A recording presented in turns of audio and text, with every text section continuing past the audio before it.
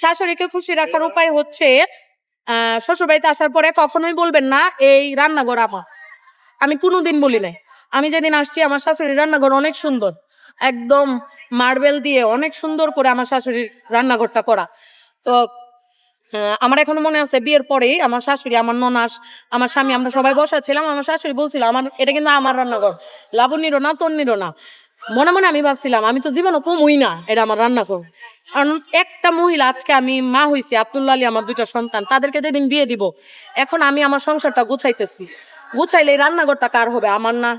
ছেলে 2টারে বিয়ে করাইলাম, একটা বউ আসলো আইসাই করলে সরেন, এই রান্নাঘরটা আমার। কষ্ট কি আমি পাবো না? আমার কলিজাটা ফাইটা যাবে। ঠিক ওইভাবে আমি তখন মা হই নাই, কিন্তু আমি কেন জানি আমার চিন্তা ভাবনা গুলো অনেক আপডেটেড। আমি চিন্তা করতাম ওই বেটি কষ্ট করে, এত বছর কষ্ট করে তার সংসার গুছাইছে, রান্নাঘর গুছাইছে, আমি তার কোনো কিছুতেই মানে ঢুকতাম না। খালি একটা জিনিস করছি, তাহলে অচল করে দিচ্ছি।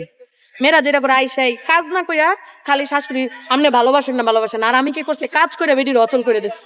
এখন যে কোনো কিছু তন্নি করো, তন্নি এটা করো, তন্নি এটা নাও, মা তুমিই করো, আমি না তুমিই করো। মানে তাকে নির্ভর বানায় ফেলতে হবে আপনার প্রতি। কারণ আপনি পক পক করে নির্ভর করলে তো হবে না, কাজ দিয়া। আমি কাজ করছি শুরুর দিকে সবাই কইতে এই মেয়ে ঢাকা বিশ্ববিদ্যালয়ে পড়িয়া শ্বশুর বাড়িতে আয়া উড়ান ঝাড়ু দেয়, মানে আশপাশে প্রতিবেশীরা এই কথাগুলো বলতো। আমি গায়ে লাগাইতাম না, যদি গায়ে লাগাইতাম আমি তাদের ভালোবাসা পেতাম না। তারা এইটাই অবাক হয়েছে, এই মেয়ে এত ভালো ভার্সিটিতে পড়ায়, এত যোগ্যতা, মেয়ে তো আমাদের ঘরের যাবতীয় কাজকর্ম করে, এই মেয়ে তো আসল আমার ছেলের লেগে পারফেক্ট বউ। এইভাবে আমি ভালোবাসা জয় করছি। ভালোবাসা এত সহজ না। এটা আব্বা আম্মা পাইছেন না যে আপনি সুইত্তা মানে হুইত্তা বইয়া দিন কাটাইবেন, আপনি মুহের উপরে খাওয়াই দিব, অত সহজ না। আল্লাহ দিয়ে দিচ্ছে। এর লাগে মার গর্বে জন্মাইছেন, শাশুড়ির গর্বে না, এটা আপনার বুঝতে হইব। আচ্ছা আপু, শেষ করার আগে